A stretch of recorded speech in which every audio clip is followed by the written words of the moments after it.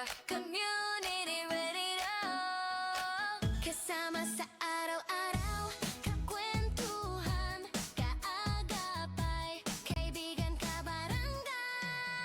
Ito ang radyo mo. 1160 DXAS, your community radio. 1116 DXAS, your community radio.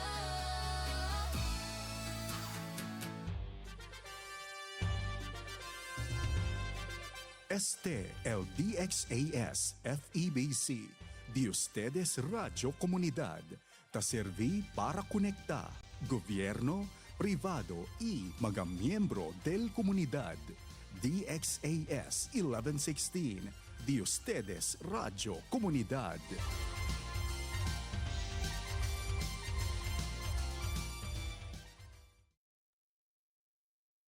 Ang oras sa buong Pilipinas, 1:30 na ng hapon.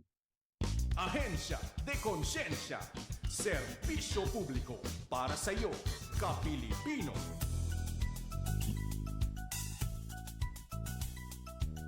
Alright, mapagpalang araw sa lahat ng nagkikinig at tumututok sa mga programa natin dito sa 1116 DXAS, your community radio. Panibagong araw at pagkakataon na naman para tayo ay makapagbigay ng mahalagang impormasyon mula sa iba't ibang ahensya ng gobyerno. Kayo ay nakikinig sa programang Ahensya de Konsensya, ang programang nagsisilbing tulay ng komunidad at gobyerno. Every first and third Tuesdays of the month ay kami ang inyong lingkod, ang Commission on Human Rights, Regional Office 9 po. Ako naman po ang inyong kasama ngayon, si Mr. Daniel Paculanang, ang inyong Information Officer. Information Officer po ng Commission on Human Rights. Magandang hapon no, sa mga nakikinig sa mga programa dito sa DXAS, lalong-lalo na po no, yung Ahensya de Konsensya. Dito sa Zamboanga Sibugay, Zamboanga del Norte, Zamboanga del Sur, maayong hapon sa ato ang tanan. No? Maayong unta nga naalang kita sa maayong panlawas mga higala. No? Continue to support our programs here dito sa ating programa ang sa Ahensya de Konsensya. Siyempre dito naman sa island provinces natin, sa Sulu, sa Basinan at sa Tawi-Tawi. Yan, Assalamualaikum warahmatullahi ta'ala wal barakat, mga taimudta, no? Welcome to our program dito po sa Ahensya de Konsensya. And kinasyonan de Zamboanga, siyempre, buenas tardes ka natin todo and welcome to our program. Program di aton sa todo, donde we bridge, no? The state, mga agencies of the government, and the community as well. Ingat-ingat po tayo, dyan po daw mga suki palangga, kay malo-malo tiempo di aton na kina norte parte del ciudad. So welcome po na di aton programa El Ahensya de Konsensya. Now this afternoon, no, we will going to discuss an important human rights issue involving Filipino women who survived wartime sexual violence during the Japanese occupation. Balik tayo no sa history no during the World War II, no, where many Filipino women fall victims of the abuses committed by the Imperial Army ng Japanese. Now, these brave women, known as the Malaya Lolas, no, or free grandmothers. Now, this discussion, mga kakonsensya, ang pag-usapan natin ngayon ay nakabase po sa isang policy advisory na inisyu po ni Commission on Human Rights, no? Ang Gender Ombud Policy Advisory.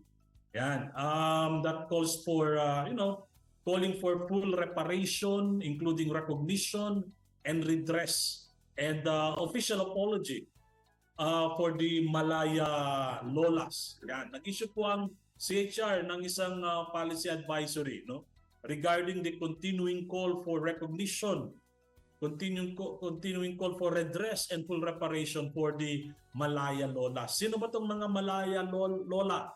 No, mga free grandmothers, no? Mga kakonsensya, these are specific organization of Filipina survivors who were subjected to sexual slavery as comfort women. Narinig na natin yung mga comfort comfort women mga kakonsensya, no? But later on, we will try to distinguish this term, comfort women and the Malaya Lolas, no?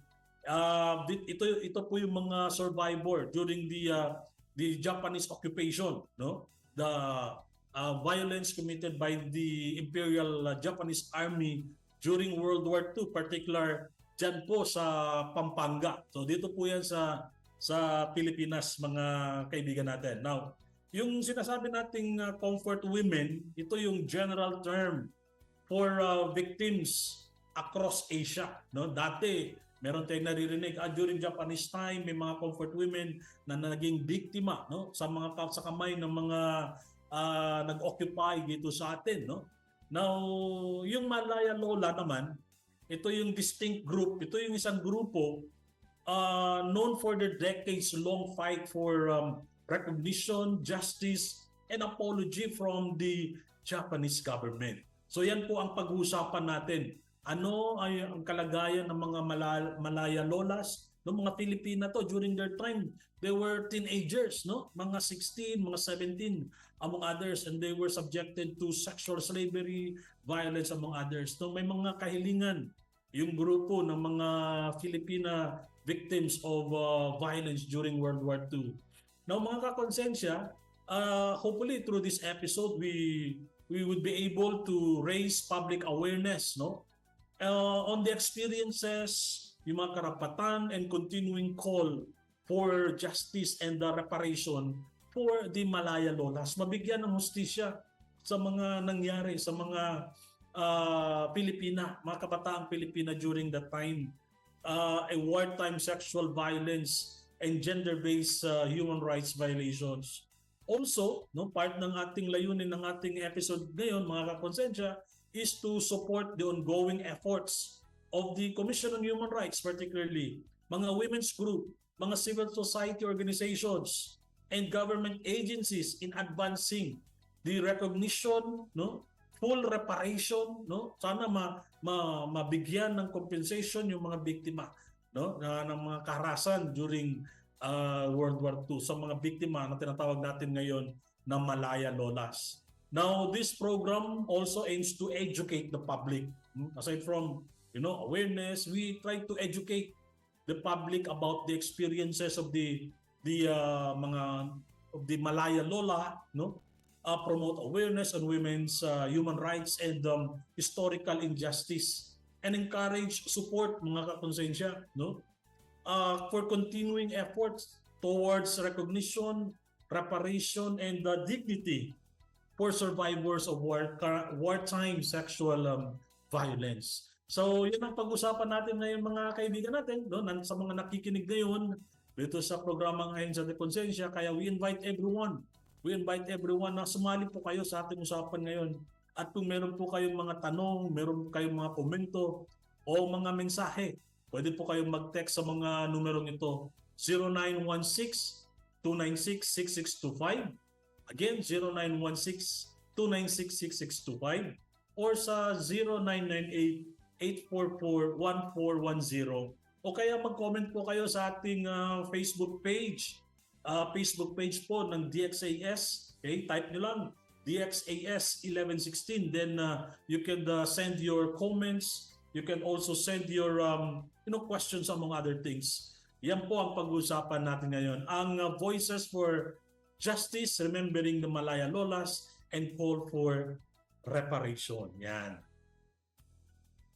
Alright, mga kakonsensya, no, yung programa natin ngayon, syempre, magpapasa pa yung panahon, but still patuloy yung pagserbisyo natin sa mga mamamayan, mga kaibigan natin. Despite the fact na may mga issues sa mga national, okay, yan, mga kaso doon na naririnig din natin, but ngayon, di natin pwedeng baliwalain din yung mga boses ng ating mga kababayan na naging biktima po ng karahasan during World War II, no? Voices for Justice, yeah, remembering the Malaya Lolas and the call for reparation. Yan. Now, we will try to help, no? We will help you us understand through this program, mga kakonsensya, what happened to the Malaya Lolas. Why the issue remain important today? Bakit kailangan pa natin mapag-usapan ito, no? Bakit na nangyari ito ng year ano bang year na mga 40s pa 'yon, no? And then ngayon bakit mahalaga pa rin na mapag-usapan natin ito? Yung mga lola na naging biktima, yung mga kababaihan na naging biktima ng kaharasan during the time, nandiyan na sila ngayon sa mga 70 or 80 years old, no? Or meron din mga 90 years old na. Yun. Now, ano rin, no? What the United Nations said about the case. Ano ang masasabi ni United Nations and the why justice and remembrance still matters. Now, this topic, mga kakonsensya, is very important, is deeply important because it is about human dignity, number one. Okay? Kasi alam natin ang karapatang pantao ay hindi po nasususpend. Even during wartime, even during armed conflict, when we do not want to see any victims of slavery, sexual violence, even during emergencies, calamity, armed conflict, or what have you. Again, this topic is important because it is about human dignity. It is about women's rights, historical truth and justice for survivors of violence. Now, even though these events happened during World War II, the effects continue up to this day. To this day, mga kaibigan, mga kakonsensya. Akala siguro ng marami na nangyari na ito dati pa na hindi na natin bigyan ng importansya, baliwalain na lang natin, but no. Okay? Because alam natin na may biktima, dapat may mananagot din. Now, syempre, we have to go back to the basic. Sabihin natin, okay, who are the Malaya Lolas? Sino itong mga makonsider grupo ng tinatawag nating Malaya Lolas? No? Para sa mga first-time listeners, no, mga bago lang nakarinig sa terminong ito, who exactly are the Malaya Lola? No? Again, the Malaya Lolas, mga kakonsensya, are Filipino women, survivors of wartime sexual slavery during the Japanese occupation during World War II. Now, yung lola, alam natin, grandmother yan. No? May mga, siguro yung iba, hindi na nakapag-asawa. Yung iba, yes. Yung iba, may mga anak. Yung iba din wala because of the things that, na nangyari sa kanila. No? Malaya means free. No? To free them from and provide justice to them, to the Malaya Lolas, para mabigyan sila ng hustisya among others. Now, these women, yung tinatawag nating Malaya Lolas, come from Pampanga, particularly from the community of Mapaniki, dyan sa Candaba, sa Pampanga. And, as a backgrounder, during November 1944, the Japanese soldiers raided their community, and forcibly brought women and girls to a place called Bahay na Pula. Ito is a very iconic place din, no? Sa nangyari. Kasi meron daw yung Bahay na Pula doon, or tinatawag nila na the Red House, dyan sa Pampanga, no? Kung saan they were repeatedly subjected to rape, to torture, and other forms of sexual violence. Again, pag sinasabi nating Bahay na Pula, dyan yan sa Bulacan, no? Sa Bulacan. This is a former hacienda sa San Ildefonso sa Bulacan, kung saan nagkaroon ng mass rapes and murders committed by the Imperial Japanese Army during World War II. Sinasabi sa history, mga kakonsensya, the Japanese military murdered the men and boys sa adjacent village diyan sa Mapaniki, Candaba, okay, sa Pampanga. And hundreds of women and girls, okay, force them into sexual slavery, confining them in that particular place sa Bahay na Pula, and raping them in the said house. So, tayo naririnig lang natin ang nangyari, pero yung mga lola natin, mga Filipina, during that time they were in their teens, suffered horrendously sa mga kamay ng mga Japanese Imperial Army. Now, itong mga atrocities na to were part of the of what became known internationally as comfort women. Hindi lang nangyari ito sa Pilipinas kung saan yung mga Japanese Imperial Army sinasakop nilang isang lugar, pag may makita silang mga mga young girls, kinukuha yan at ginagawang sexual slave, sex slave. So dito sa atin meron din. Kaya there is an organization now, o tinatawag natin ang Malaya Lola, na humihingi ng katarungan. Kasi hindi natin alam, at least alam din natin, sa mabas alam na may mga Filipino women na naging biktima sa sistemang ito, yung sistema ng comfort women. And for many years, the stories, yung mga kwento ng mga Filipina survivors were not widely discussed. Merong mga pangilan-ilan na nagkakwento about the experiences of the Filipina women in the hands of the Imperial Army, the Japanese Imperial Army, pero hindi masyadong nadidiscuss. And perhaps sa mga classroom, bihira na mapag-usapan ito. Alright? Yung mga biktima, many of them, many survivors stayed silent because of, fear. Natatakot na isiwalat yung mga problema nila, na nahihiya, may mga trauma din na nararamdaman yung mga naging biktima. Sino ba naman ang hindi matotrauma, mga kakonsensya? And of course, discrimination. Iba na ang pagtrato sa mga biktima. Dapat mabigyan natin sila ng compassion, kasi nga hindi nila ginusto yung mga nangyari sa kanila. But despite their sufferings, these women bravely organized themselves. They organized and continued to fight for recognition and justice. Humingi yung mga kababayan natin na ngayon, mga senior citizen na, ng hustisya, na sana mapakinggan din ang kanilang mga boses. That is why we are also here to amplify their voices. The CHR have issued a policy advisory regarding this, na sana ma-recognize yung mga biktima, mabigyan ng katarungan at hustisya. That is why yung courage ng mga lola natin, very, very important, not only for them, but for all of us, especially if we suffered from violence in the hands of the supposed our protector. Now, again, during World War II, the Philippines was occupied by the Imperial Japanese Army. Across Asia, many women and girls were forced into military sexual slavery.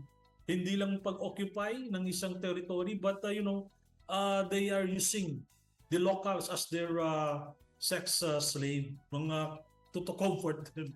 Grabe, grabe yung experience natin. And again, more than 100,000 women across occupied territories were affected by this comfort women system.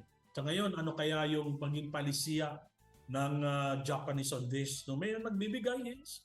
May mga programa na tayo na nagbibigay tulong sa mga biktima, but to institutionalize this, wala tayo na nakikita so far.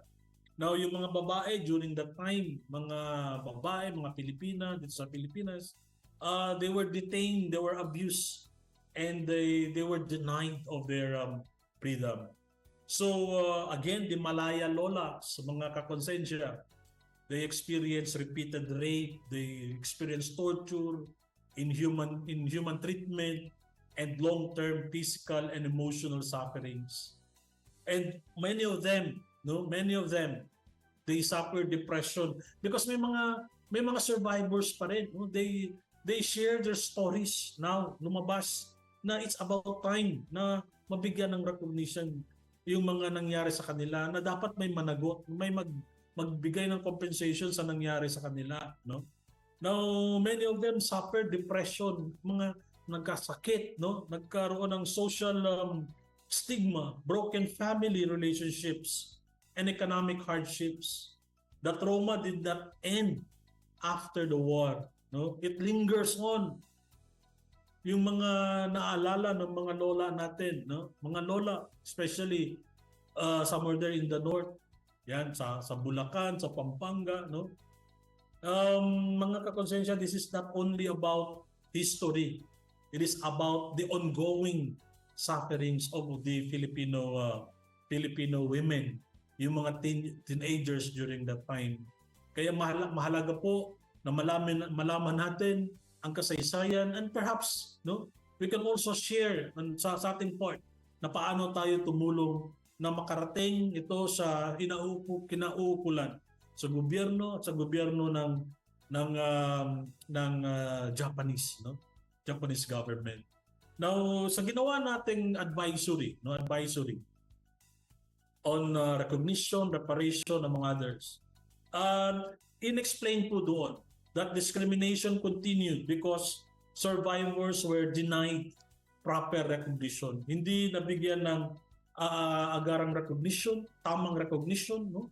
Yung support and the reparation for many years. Ilang dekada na bang lumipas? More than several decades. And that the continuing neglect became part of human rights abuses themselves. Kaya itong mga issue na ito, no, yung mga hinanaing na mga biktima during that war, no, committed by the Japanese Imperial Army, naidulog po natin yan. No? Naidulog po nila sa United Nations Convention on the Elimination of Discrimination Against Women. At sinabi po doon that one major development was the decision by the United Nations Committee on the Elimination of Discrimination Against Women. Sinabi, according to the reports that we received, mga kakonsensya, in 2023, about 3 years ago, the United Nations Committee on the Elimination of Discrimination Against Women, nagbigay sila ng ruling, no, na pabor sa mga kababayan natin, sa mga Malaya lolas. Ang sinabi ni Committee on CEDAW, UN CEDAW, they found that the Philippine government failed to adequately provide recognition, reparations, social support, and justice to survivors. Now, this was considered a landmark ruling para sa atin, no, para sa mga biktima ng kaharasan during the time when we were occupied by the Japanese forces. The committee, mga kakonsensya, said that the survivors continued to experience discrimination because the state, yung gobyerno natin, failed to fully address the sufferings of the victims, and now they are survivors. Kaya may mga recommendations na ginawa ang UN CEDAW para sa kasong ito na dapat mabigyan ng full reparations, okay? Official recognition, importante din. Financial compensation, rehabilitation and healthcare. Kasi yan, na senior citizen na yung mga lola, no, kung ano yung mga dapat na ibigay sa kanila, healthcare among other things, dapat ibigay na natin sa kanila bago mauli ang lahat, no? And also sa recommendation ng CEDAW, ang Committee on the Discrimination Against Women, okay, memorialization of historical sites. May lugar diyan sa Bulacan, yung tinatawag na Bahay na Pula, dapat ma-preserve yun, no, para maalala ng mga tao and the coming generations na may nangyaring hindi maganda dyan at dapat hindi na ito mauulit. And then also inclusion in the history of in the history subject, no, sa mga school curricula, na may mga part ng discussion of history about these particular things. Hindi sa nagagalit tayo, para may maipaalala sa atin na dapat hindi na ito mangyari ulit, no? Public education, no, to prevent repetition of such abuses, so to speak. Now, the ruling emphasizes that justice is not only financial. Hindi financial, though part of it, no? Pero yan, recognition, compensation, no, rehabilitation and healthcare, memorialization, no, gagawa ng isang batas, no, na recognizing na itong mga nangyari during the time, we recognize that and become part of the school curricula. Yan. So we try to restore kasi when we recognize, magkaroon ng official recognition na ito mga biktima really, no? It will going to restore the dignity of the survivor victims. And then we preserve the memories. Okay, memory of what happened. Okay, hindi yung kalimutan na lang natin 'yan. Okay na tayo, pwede na tayo kaibigan without recognizing na may mga nangyari during the time. Okay, gusto natin na malaman ng sambayanan na may mga nangyayaring ganito na hindi na ginawa nila ito at meron mga kaakibat na accountability. Hindi yung ginawa, nangyari during that time, during the World War II, and then kalimutan na lang. Alright? Kasi kawawa yung mga naging biktima. I believe yung mga ibang biktima din ng mga babae sa ibang lugar kung saan sinakop din ng Japanese Imperial Armies. They are also doing something para ma-recognize din yung mga nangyari sa kanila, and they will also be compensated among others. Yan. So yan po mga kakonsensya, mahalagang pag-usapan ito because hindi lang ito history, hindi lang ito yan nakikita natin o naririnig natin, talagang nangyari yan during the time na nagkaroon ng World War II, during the time of the World War II, kung saan tayo sinakop, okay? Nagkaroon ng maraming mga atrocities during the time, hindi nire-recognize yung karapatang pantao natin. And sa history na sinasabi, yung mga kalapit probinsya doon sa Bulacan, yung mga lalaki pinatay, yung ibang mga lalaki, mga batang lalaki, pinatay yun. Pinatay at hindi na-recognize yung mga karapatang pantao nila.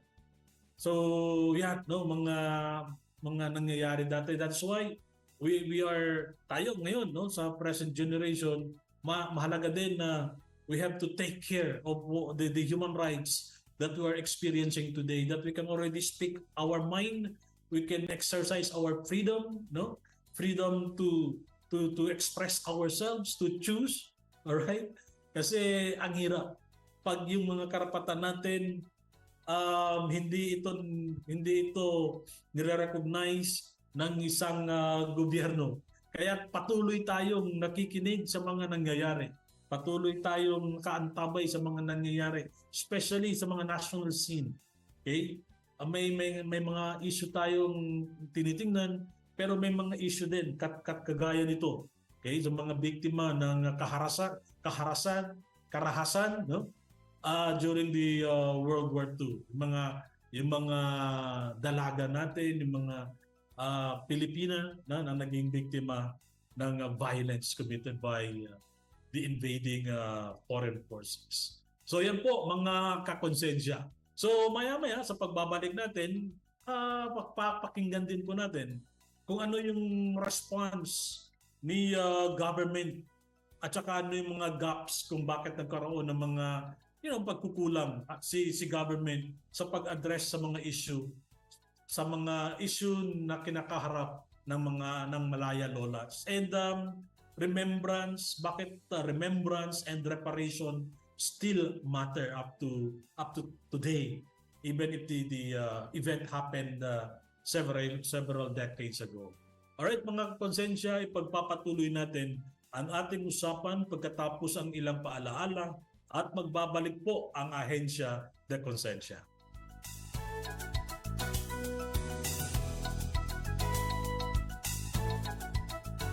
Ahensya de Konsensya, serbisyo publiko para sa iyo, ka-Pilipino. Bilang mga mananampalataya, ano ang dapat nating panuntunan sa pakikitungo sa kapwa? As disciples of the Lord Jesus Christ, we are called to share the gospel to everyone, including the LGBTQ community. Why? Because God offered forgiveness and transformation that is available to anyone through His Son, the Lord Jesus Christ.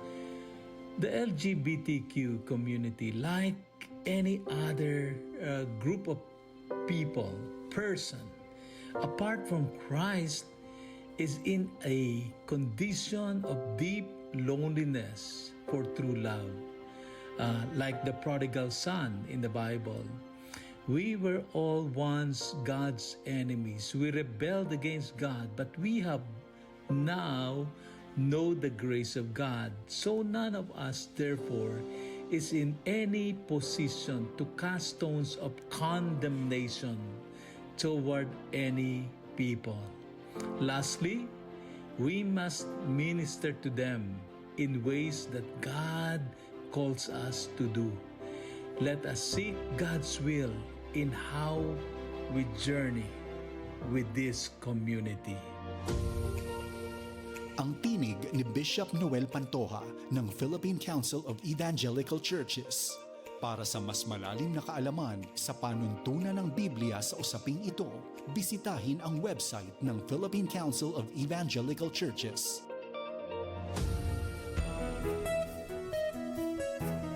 Magandang balita, mga kapwa ko PWD. Narito na ang programa para sa atin. May kasama ka. Ako si Kuya Carlo. Makakasama mo tuwing Sabado, alas 8:30 ng umaga. May kasama ka. Mapapakinggan dito lang sa 1116 DXAS, your community radio.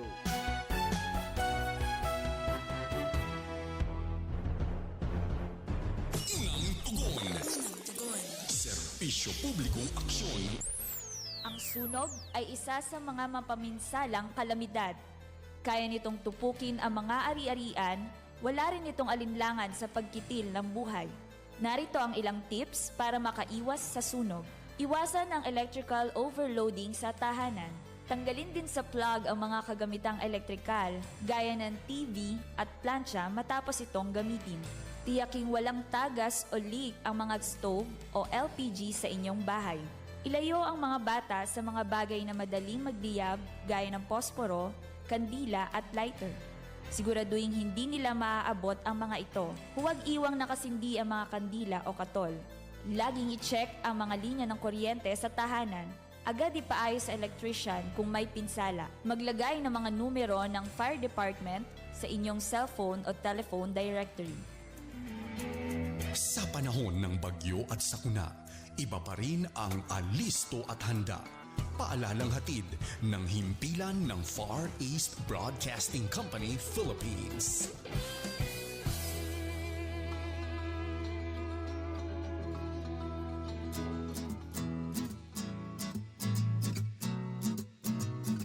Okay class, sino ang may idea sa inyo kung ano ang mabuting na idudulot ng pagdodonate ng dugo?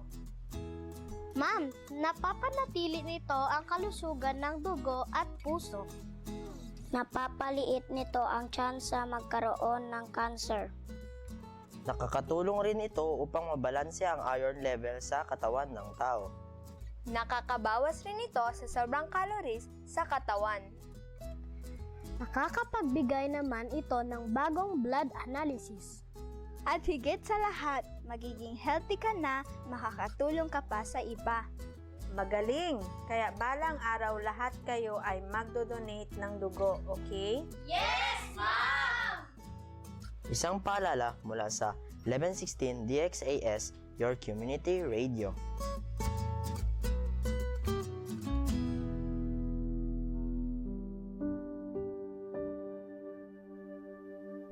Panginoon, itinataas namin sa panalangin ang aming bayang Pilipinas para sa bawat kawani ng gobyernong nahalal o naatasan para maging lingkod bayan. Pangalagaan nawa ng bawat lingkod bayan ang tiwalang laan sa kanila ng mamamayan. Panginoon, tulungan mo sila na maging mabuting halimbawa maglingkod ng may malasakit, katapatan, kahusayan at walang kinikilingan, at magbigay ng pag-asa at inspirasyon sa kapwa lingkod bayan at sa bawat mamamayan. Patataginawa na hindi makibahagi sa mga katiwalian sa pamahalaan at buong tapang napigilan at isiwalat ang mga maling gawi sa matuwid at angkop na pamamaraan. Dalangin naming sila ay makatugon sa mga hamon ng makabagong panahon upang sa lahat ng araw ay makapaglingkod ng may kahusayan. Naway ipamuhay ng bawat lingkod bayan ang panatang maging makadiyos, makatao, makakalikasan at makabansa tungo sa adhikain ng matatag, maginhawa at panatag na buhay ng bawat Pilipino. Ito po ang aming dalangin sa pangalan ni Jesus. Amen.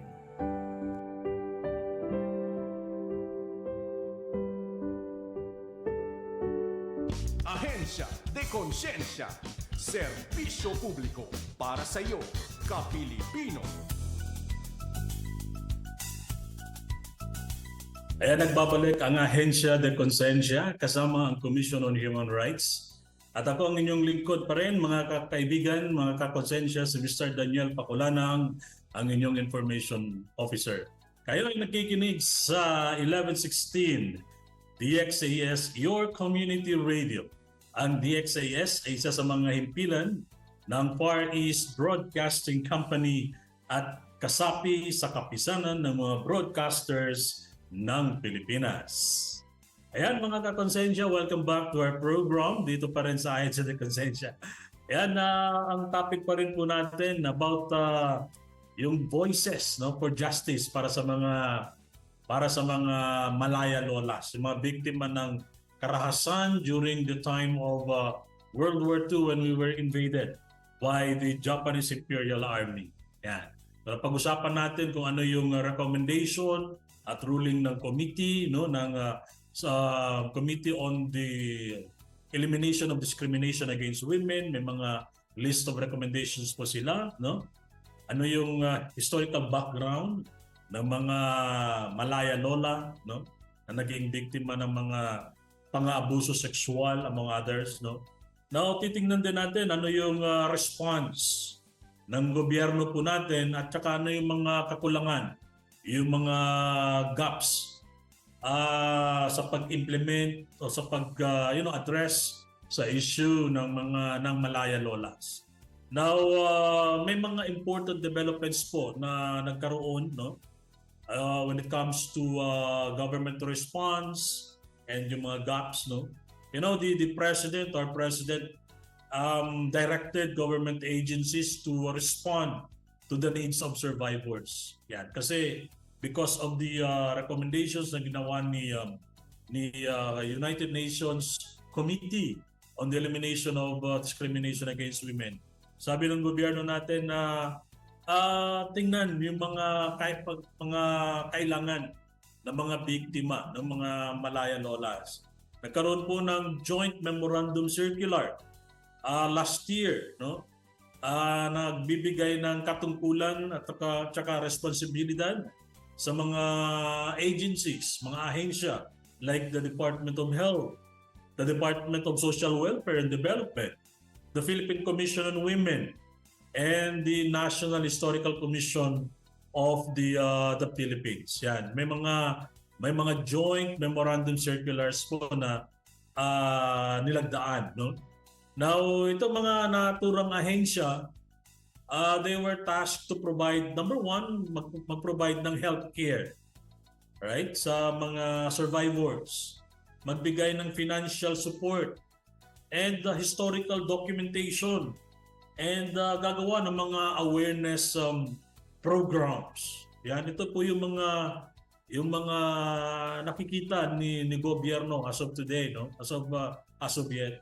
Kaya lang, no, may mga grupo, mga support groups and mga advocates na nagsasabi yung may mga programa nga tayo pero ano naman, mga fragmented, hindi naka-lump sa isang program. So iba't ibang agency, may mga programa para sa mga senior citizen, among others, no? Kaya fragmented at saka inconsistent yung programa na ibinibigay and poorly coordinated. So hindi na tinitingnan kung biktima ba o hindi ba biktima.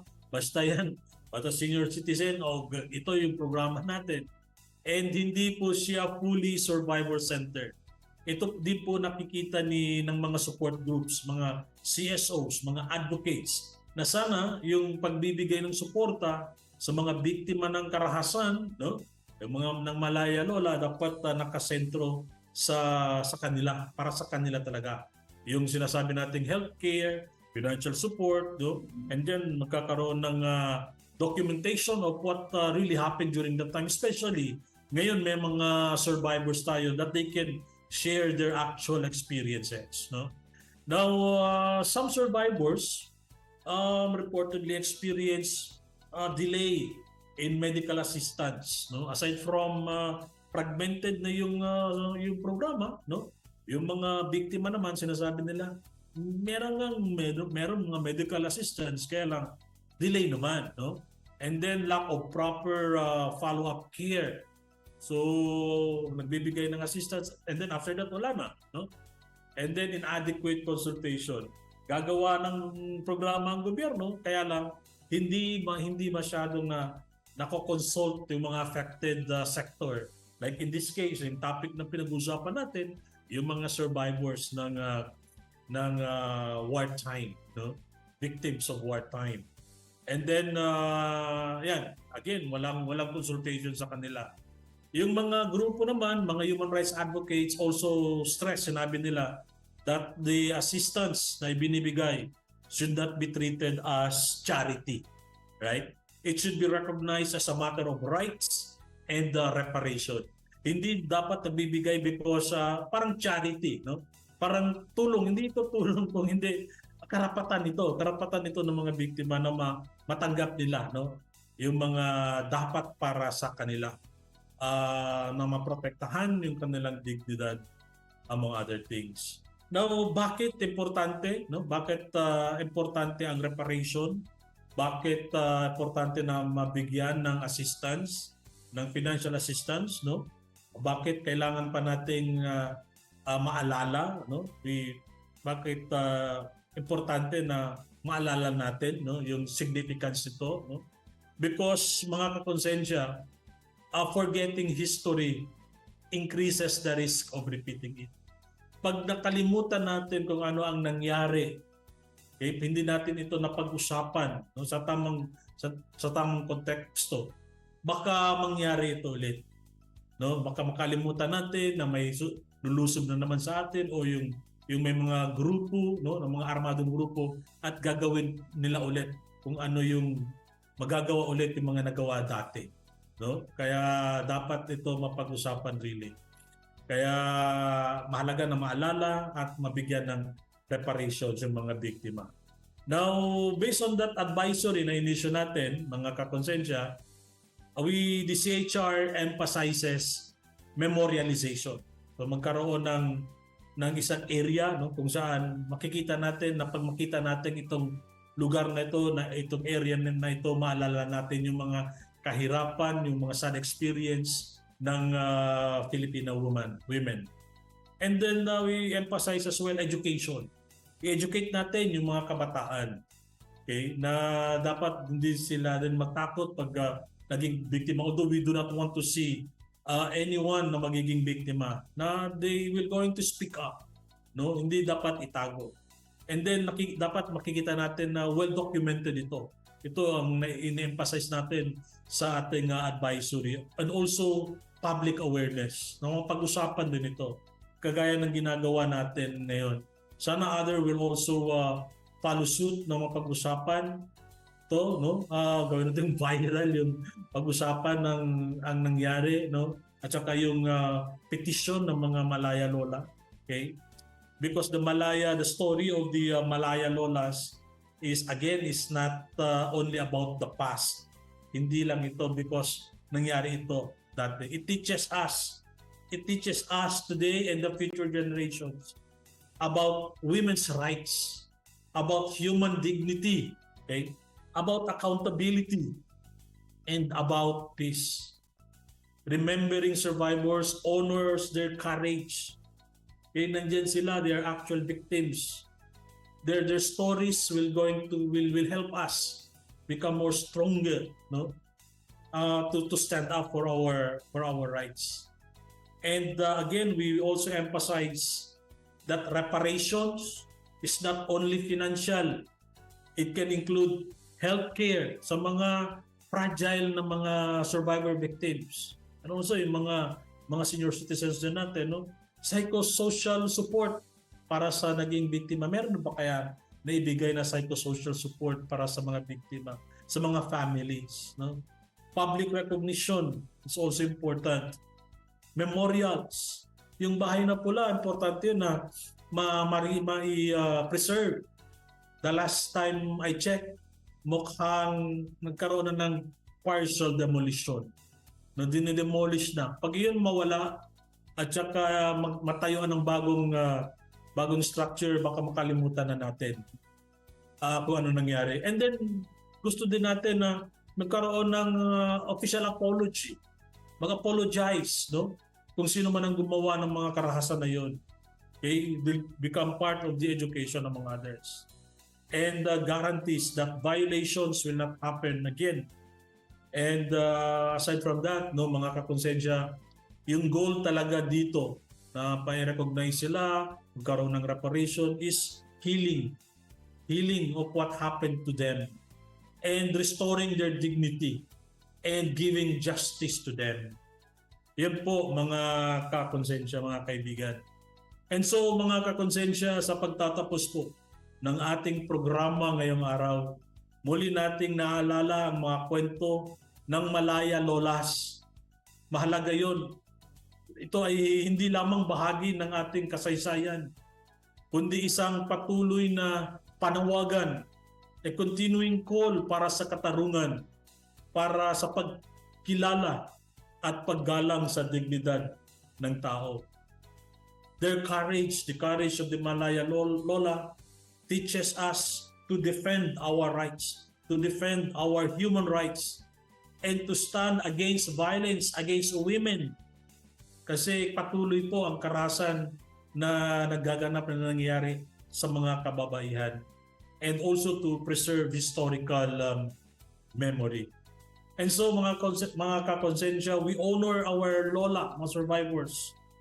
We honor them not only through words, but through action. Justice, recognition, and dignity must never come too late. Kailangan na natin ngayon na mabigyan sila ng recognition, reparation, justice, restoring their dignity today, not later on. And so mga kakonsensya, may this discussion inspire us to continue promoting human rights, gender equality, accountability, and respect for the dignity of every person. Yan. So anyway, again, we always say this, no, at the end of our program, that human rights are not privilege. They are every Filipino's birthright. Sa wika po ni Jose Capepe Jokno, sabi niya, no cause is worthier than the cause of human rights. Human rights are more than legal concepts. They are the essence of men. They are what makes a man human. So yan po mga konsensya, another episode na i-share namin po sa inyo with regard to the issue surrounding the Malaya Lolas, no? Mga naging biktima ng karahasan during World War II.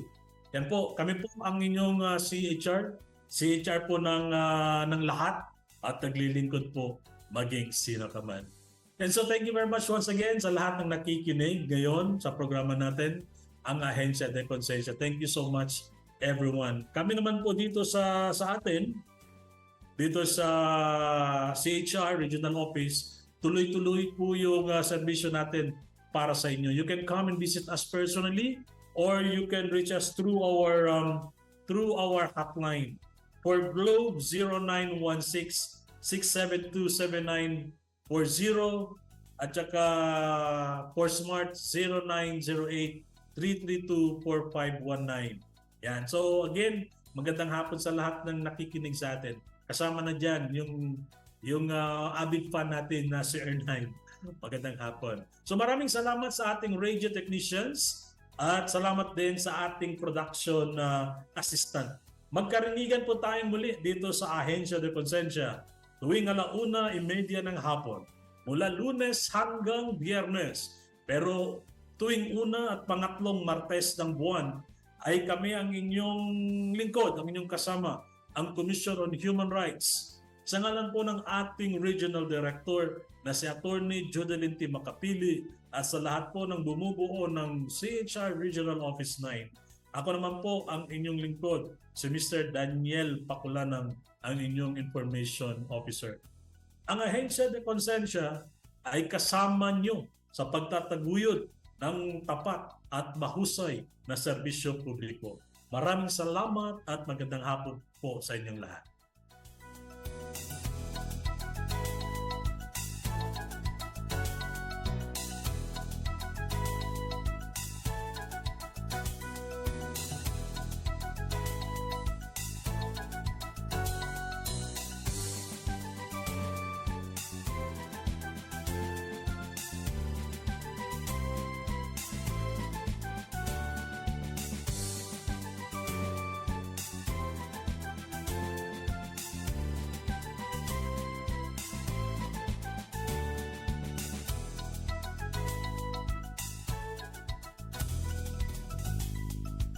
Inyong napakinggan ang programang Ahensya de Konsensya.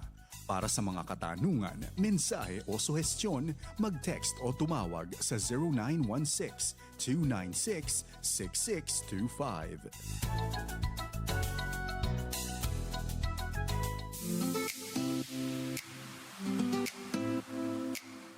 Parekoy, bingkaliente man gayod. Tupaw parekoy, kung kuidaw gayod kita na heat stroke. Kay sabi ba tu, el heat stroke, amon si takausa para queda alto el calor na di atun cuerpo. Quiere decir, ta perde el di atun control na di atun cuerpo para man cool down.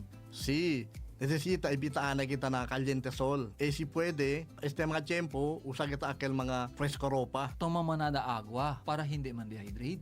Numamantambay na mga lugar, malisod el ventilation. Kabar, numatambien sale na mediodía. Si tiene man tu caminada, as na mas temprano ora o aquel